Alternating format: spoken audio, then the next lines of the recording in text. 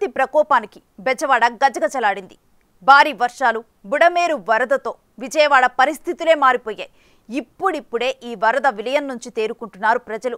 దొరికిందే chance అంటూ మీ వల్లే తప్పు జరిగిందంటే మీ వల్లే తప్పు జరిగింది అంటూ అధికార ప్రతిపక్ష పార్టీలు ఒకరిపై మరొకరు బురద చల్లుకోవటం ప్రజలను విస్మయానికి గురిచేస్తోంది.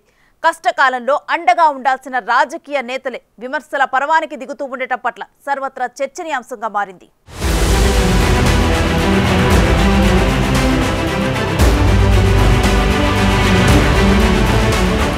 ఊహించని రీతిలో వచ్చిన జల విలయానికి ఏపీ అల్లాడిపోయింది. మరీ ముఖ్యంగా కృష్ణా, గుంటూరు జిల్లాల వాసులు విలవిలలాడిపోయారు. కృష్ణానదికి చరిత్రలో ఎప్పుడూ లేనంత వరద ముంచెత్తింది. ఓవైపు కృష్ణానది వరద, మరోవైపు బుడమేరు కాలువకు గండ్లు పడడంతో విజయవాడ సిటీ అతలాకుతలమైంది.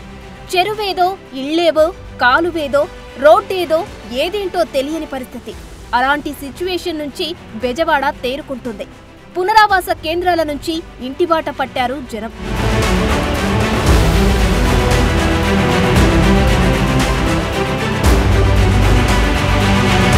ఇప్పటికీ పలు ప్రాంతాల్లో వరద నీరు తిష్టవేయగా చాలా ప్రాంతాల్లో వరద తగ్గింది. అయితే వరదతో బురదమయమైన విజయవాడలో క్లీనింగ్ ప్రక్రియను ప్రారంభించింది ప్రభుత్వం. వరద తగ్గిన ప్రాంతాల్లో బురదమయమైన ఇళ్లను ఫైర్ ఇంజిన్ల ద్వారా శుభ్రం చేస్తున్నారు.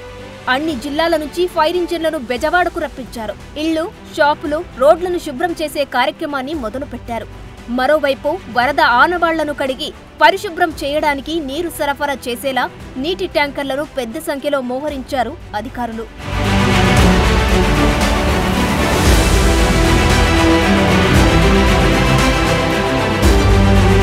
ముంపు ప్రాంతాల్లో పురపాలక శాఖ పారిశుద్ధ పనులను వేగవంతం చేసింది. వరద నీరు తగ్గిన ప్రాంతాల్లో యుద్ధ ప్రాతిపదికన పనులు చేపట్టారు. విజయవాడ మున్సిపల్ కార్పొరేషన్ పరిధిలో 3,454 మంది కార్మికులతో పాటు 450 మంది ప్రజారోగ్య విభాగం సిబ్బంది ఉన్నారు. ఇతర మున్సిపాలిటీల నుంచి 5,889 మంది పారిశుద్ధ కార్మికులను విజయవాడకు రప్పించింది ప్రభుత్వం. వీరితో పాటు 48 ఫైర్ ఇంజన్ల ద్వారా వీధుల్లో, ఇళ్లలోకి చేరిన మురుగును తొలగిస్తున్నారు. ఇక విజయవాడలో వరద సహాయక చర్యల కోసం గ్రేటర్ విశాఖ మున్సిపల్ కార్పొరేషన్ అధికారులు, ఉద్యోగులు 1,400 మంది పారిశుద్ధ్య కార్మికులను విజయవాడకు తరలి వచ్చారు. అలానే రాష్ట్రంలోనే మరికొన్ని ప్రాంతాల నుంచి విజయవాడకు పారిశుద్ధ్య కార్మికులు చేరుకుంటున్నట్టు సమాచారం అందుతుంది.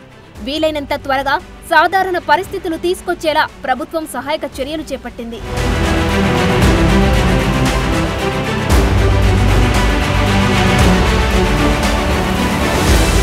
విజయవాడలో అన్ని ప్రాంతాల కంటే దయనీయంగా మారిన సింగనగర్లో వరద నీటి మట్టం తగ్గుతుంది.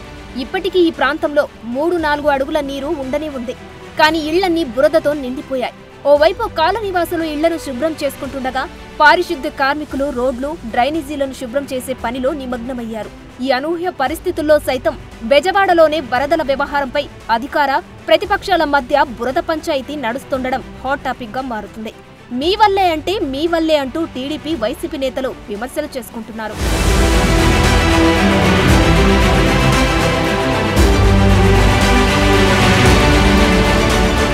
ప్రజలు ఇబ్బందుల్లో ఉంటే తప్పుడు ప్రచారం చేస్తారా?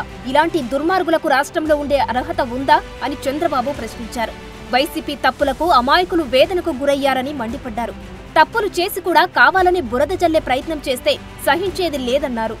పోలవరం మట్టి తీసుకెళ్లిపోవడం ఒక రీజన్. రెండో రీజను ఏదైతే బుడమేరు కొల్లేరుకు పోయే వాగుందో ఆ డ్రైన్ అది కూడా ఆక్రమించుకోవడం, నీళ్లే పోనీయకుండా చేయడం, రెండూ ఉన్నాయి. మూడోది బ్రీచెస్ పడితే పట్టించుకోకుండా పోవడం. ఇవన్నీ చేసి బురదజల్లే కార్యక్రమం చేయడం అన్నిటికంటే దౌర్భాగ్యం, నీచం. తప్పు చేసిన వాడు ఎదురుదాడి చేస్తే తప్పించుకోవాలనుకుంటే మాత్రం వదిలిపెట్టే సమస్య లేదు.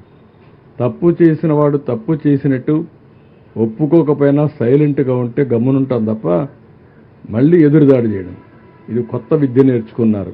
ఈ రాష్ట్రంలో ఎప్పుడు లేదు. రాజకీయ పార్టీలు చాలా భయపడతాయి, ప్రజాభిప్రాయానికి తల ఒగ్గతాయి.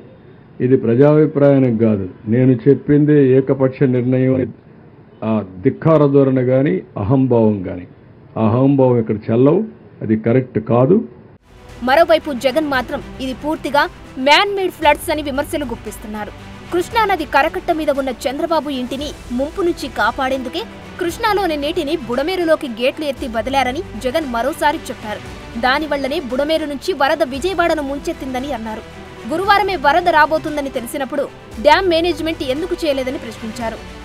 బుడమేరు నుంచి ఇంత తీవ్రమైన వరద అడిషనల్ గా ఈ నీళ్లకు యాడ్ అయ్యి ఈ పరిస్థితి ఇంత దారుణంగా తయారైంది. పోనీ ఇంత దారుణంగా తయారైన పరిస్థితుల్లో ఈ పెద్ద మనిషి చంద్రబాబు నాయుడు గారు ఏమైనా కాస్తో కూస్తో కనికరం చూపించాడా ప్రజల మీద, కాస్తో కూస్తో ఎంపతి చూపించాడా ప్రజల మీద, కాస్తో కూస్తో వీళ్ళని ఆదుకునే దానికోసం ఏదైనా అడుగులు వేశాడా, చర్యలు చేశాడా అని అంటే ఎక్కడా లేదు. తాను ఇంట్లో ఎందుకు ఉండడం లేదు అని అంటే తాను ఇంట్లో ఉండే పరిస్థితి లేదు కాబట్టి తాను ఇంట్లో ఉండడం లేదు. బుడమేరులో 90% ఆక్రమణలే విజయవాడకు శాపంగా మారిందని ఉప ముఖ్యమంత్రి పవన్ కళ్యాణ్ ఆరోపించారు. ఇలాంటి విపత్తు పరిస్థితులలో సీఎం చంద్రబాబు నాయుడు చాలా సమర్థవంతంగా పనిచేస్తున్నారని అన్నారు. గత వైసీపీ ప్రభుత్వం పేదలకు ముంపు గ్రామాల్లో ఇళ్ల స్థలాలు ఇచ్చిందన్నారు. సినిమా హీరోల కంటే జగన్ ఎంతో సంపన్నుడన్నారు. ఇంకొంచెం తక్కువ స్థాయిలో మనం డ్యామేజ్ అయ్యేది ఒకటి బుడమేరు కనుక గత ప్రభుత్వం సరిగ్గా మెయింటైన్ చేసి ఉంటాయి. ఎందుకంటే వాళ్ళు అన్నీ చిన్న చిన్న ఇరిగేషన్ ప్రాజెక్ట్స్ కూడా సరిగ్గా కనీసం వాళ్ళు ఈ లాకులు కూడా రిపేర్ చేయలేకపోయిన పరిస్థితులు ఉన్నాయి వాళ్ళకి. సో ఇప్పుడు వాళ్ళని తిట్టి కూడా ప్రయోజనం లేదు. ఎందుకంటే ఇది ముందు మనం ప్రస్తుతం మా చేతిలో ఉన్నది ప్రభుత్వం ఏమన్నా మేము ఏం చేయాలని ఆలోచిస్తామని ఉన్నంతలో మొత్తం కూర్చోబెట్టి దాదాపు ఇండియన్ ఎయిర్ ఫోర్స్ నుంచి, నేవీ నుంచి, హెలికాప్టర్స్ ద్వారా, అలాగే డ్రోన్స్ ద్వారా ఫుడ్ సప్లై అన్నీ చేస్తా ఉన్నాం.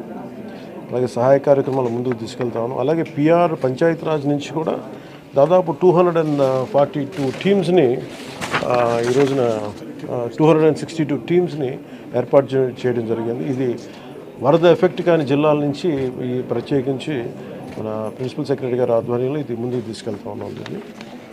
ప్రజలు తేరుకోలేని కష్టాల్లో ఉన్నప్పుడు ఈ మాటల యుద్ధంతో వరద విలయం కాస్త విమర్శల విలయంగా మారిందని ప్రజలు భావిస్తున్నారు.